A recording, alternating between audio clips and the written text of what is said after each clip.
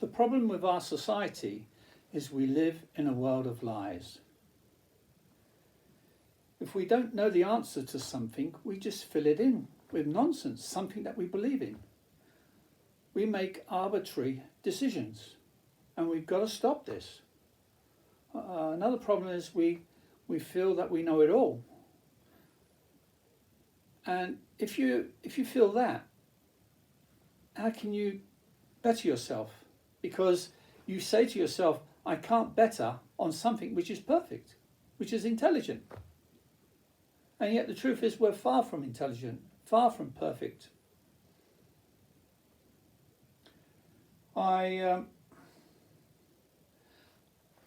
For years, I used to think about why I couldn't put my fist through a wall. Why is everything so solid? With my knowledge of the matrix and experience of the matrix, why could I not walk through a wall? And I realized eventually, only lately in fact, that it's because I still haven't taken on board the matrix fully. I was still thinking as everyone else does.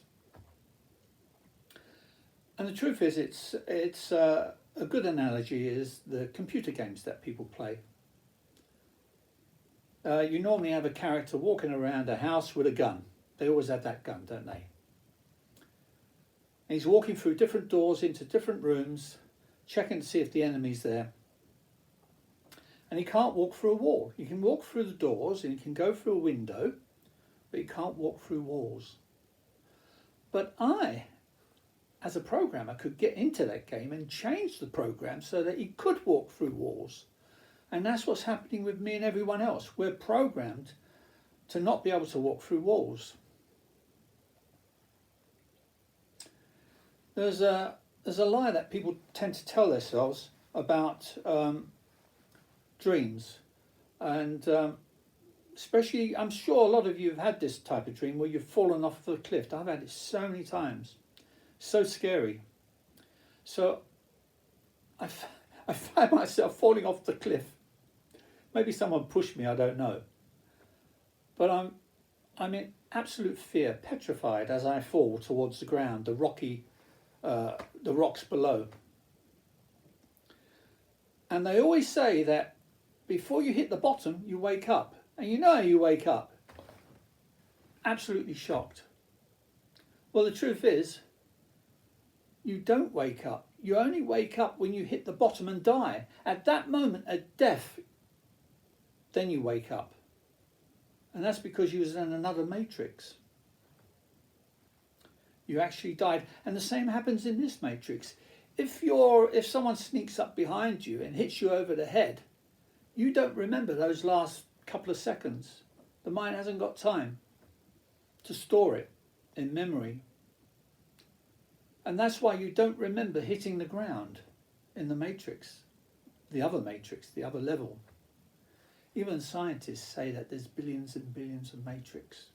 And I got people such as Elon Musk, one of the most intelligent people in this world, who says the same thing. We are in a matrix. And if you listen to his arguments, you realize it is true. Scientists are saying this as well, as I've said in my other documentary. We've got to change our ways. When we die, we don't go to this heaven that people say we do. People don't want to see the truth. They don't want to admit something which is going to make them unhappy. This is the problem, because if you don't see the truth, you're never going to change things for the better. When we die, we don't go to heaven. We don't rest in peace. When we're dead, we're just like that piece of meat that you eat for lunch. I remember I was at a bus stop and this woman came up with two babies in a pram, and the two old ladies nearby were ogling this baby, and I could see they were, as women are with babies. So I said to one of the old women, I said, I'm glad to see you love babies, because you know a lamb is a baby as well. And they just want love And as soon as I said that, I felt this hate coming from this woman. And a wall went up. I could feel it. It was that powerful, this hate and this. And she was virtually gnashing her teeth together. And eventually she came up with an answer. She came up with this answer, which is ridiculous. As I said, people tend to just make things up as they go along. She said, lambs are born to die, to be eaten by us, which is absolute nonsense. She says that, of course, because she wasn't that lamb. Or if she felt the pain of that lamb, and then she wouldn't do it. It's very easy to allow someone else to feel pain when you don't feel it. Whereas I go through life, I won't cause any suffering to any other creature that I'm not prepared to go through in my stead. Oh, sorry, in their stead. I'm not prepared to suffer. I try to live with the world and not against it, and it's not such a hard thing to do. Just don't be greedy. You don't need a huge mansion if you're one person like me. A one-bedroom flat's good enough. You don't need lots of cars. In fact, I haven't got a car at the moment. The bus is good enough for a bicycle.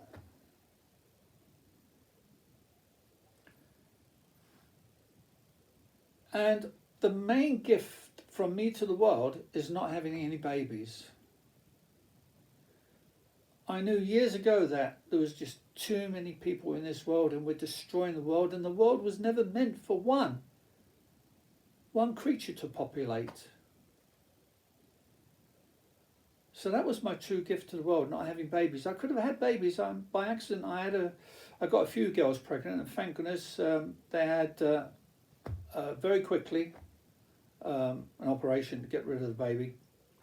Well, I say baby, but because it was so quickly done, I think just after a month, it wasn't really a baby we're talking about. And that's another thing.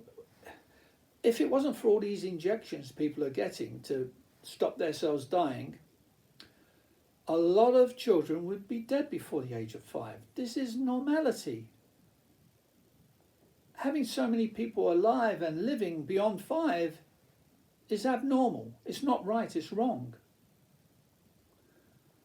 And I used to think that scientists were intelligent people, and then I read about one scientist who invented some vaccination which would save millions of people.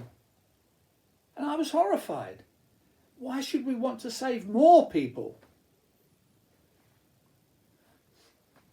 And yet we're only too quick to kill other creatures. We say, oh, there's too many dogs around, and then you want to kill them. Or too many ants around, let's kill them. Or my, as a gardener, my gardens, there's bite marks in the leaves. People tend to forget that the leaves are not there just for you to admire and think how beautiful the flowers and the leaves are. They're there as a food for other creatures, insects. And insects are also there as a food for birds. So the birds, a lot of their food's gone missing now because of humans. We've killed it off. There's no more insects. I don't see any house flies anymore in the summer. It's very rare to see a butterfly. Poisons are everywhere now, all because of humans. And also you're afraid to, maybe not afraid, but you think it's dirty and disgusting to have bite marks in your fruits and vegetables. So you get them to spray it with poisons, and there's so many poisons now that it's sunk into the ground, and as the plant grows, it's taking in the poisons. Did you know that bees are insects? And because of all the poisons, they found that the bees aren't strong enough to fight this particular bug that's on the back of their neck. And the bug is slowly killing them, and a lot of bees now are dying out. And within the next, let's say, 5 years, there'll be no more bees left, no more honey. And this is down to humans. I hope you feel guilty. I'm sure a lot of you don't, because you probably don't care. I find that's the problem with humans. They don't care. As long as they're happy, as long as their little world is perfect for them, who cares? And then I remember I met a coloured woman, and she was quite a big woman, and I thought she might punch me for saying this, because people don't like criticism. Working class take criticism really badly. So, but I couldn't stop myself, and I said to her in this pound shop she picked up one of these things which is blue liquid. She was going to pour it into the toilet, and I explained the history of toilets and how this new toilet was so clean and tidy, and if you pour that stuff into the toilet, it's going to go into the canals eventually, because they can't clean everything that goes through the toilet system. They just can't. It's impossible. So a lot of it gets poured out to sea. If you go up in a plane, a helicopter, let's say, and look down on England, you can see a brown stain half a mile out going all around England, and that's all the shit that we're pushing into the sea, into the ocean. And the reason why it's half a mile out is because the pipe stretches that far before it lets it out. And you're wondering why all these creatures, like whales for instance, are washing themselves up onto the beaches. They just can't live in this poison shit. All I can say is start thinking and stop feeling. Your feelings are wrong. If you're going to feel for the suffering of other creatures. Get a bit of empathy. Realise that the problem isn't out there. Don't point at other people and other things all the time. Point to yourself. You are the problem. The battle is to be done inside you. That's where the battle lies. If you want to know more in depth, my book. As for that woman in the pound shop, I'm glad to say she didn't punch me.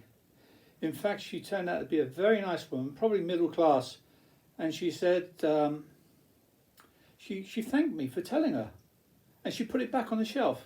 What a wonderful person. I wish there was more people like that in the world.